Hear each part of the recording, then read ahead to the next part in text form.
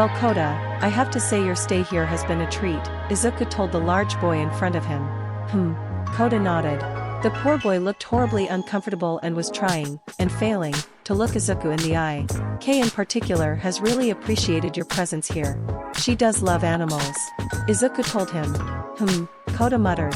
Izuku paused and looked at the boy, seeing how horribly uncomfortable he was, and gave him a reassuring smile. You know what? You can go. XXXXXXXXXXXXXXX. Well, Sato, out of everyone here, you're in competition for being the biggest help, Izuku told him. Thanks. I tried my absolute best, you know. Sato smiled. The kids deserve at least a good meal after everything they've been through. Putting aside your cooking, which is amazing by the way, you've also helped out with sparing matches, heavy lifting, and of course, you've taught many of my children how to cook, Izuku told him. And honestly, while Achiko and Mina are the favorites among most the kids, I think you're Fuku's favorite. Which is a big achievement, considering her trust issues. It's an honor. She's a great kid, you know. Always trying to make stuff for her friends. And she's a real hard worker too, Sato told him.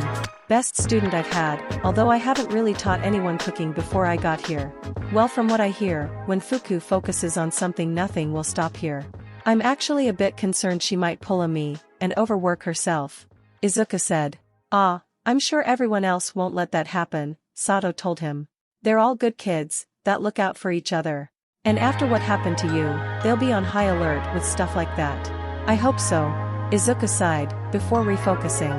Well, back to your performance, like I said. You've done an excellent job. And I'm sure the kids will miss you greatly when you leave. I hear your parents run a bakery, I'll have to pay them a visit. You'd love it. My folks are even better at cooking than me. Those kids will be in for a treat, Sato said. Well, now I definitely have to pay them a visit, Izuku said, before extending his hand out. Well, I think that's all I have to say on the matter. Please continue to the good work while you're still here. And of course, you're always welcome here if you ever wish to pay us a visit. Thanks. I'll keep that in mind, Sato said, shaking his hand. Don't worry, I'll give it my all. XXXXXXXXXXXX. Well, Shoji, you've done a good job at moving things around, Izuku told him, trying to come up with things to say. You don't have to force yourself. I know I haven't exactly been a strong presence here, Shoji told him. Anything I've done here could have been done by one of those giant apes. That's not true. They can't clean or hold anything fragile, Izuku explained. Your quirk makes cleaning the blood and flesh that gets all over the place much easier thanks to you. Out of context, that is a horrifying sentence, Shoji pointed out. Yeah, but that kind of thing happens a lot around here, Izuku sighed. Anyways, don't underestimate your value. Cleaning can be an absolute pain without you. With that said, you're dismissed. XXXXXXXXXXX. So Jiro, you? Izuku tried to think of what Jiro did while she was here. I heard you and Kaminari taught Ken and Otoko how to play instruments. Yeah, it was no big deal. Jiro shrugged. You also helped Sansan with her vibration resistance training. That's great, Izuku added. Vibrations were another one of Sansan's weaknesses. Whatever hydrokinetic ability that allowed Sansan to move her body was rather weak.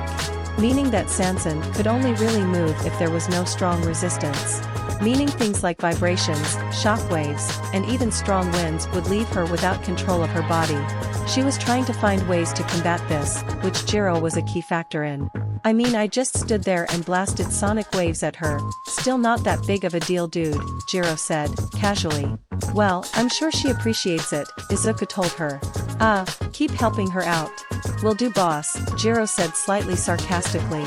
Anything else? Not really. Izuku couldn't really find anything else to discuss. You're free to the go. XXXXXXXXXXXX. So Ciro, I'd like to thank you for all taping off restricted areas. That's likely saved me a lot of time and money, Izuku told the odd-elbowed boy. Whenever an area needed to be restricted, normally because it needed to be repaired, Ciro would put up his tape around the area, as a sign that no one should enter those areas should be entered without express permission from Izuku. Well, it's the least I could do, you know. Gotta help out where you can, Ciro said.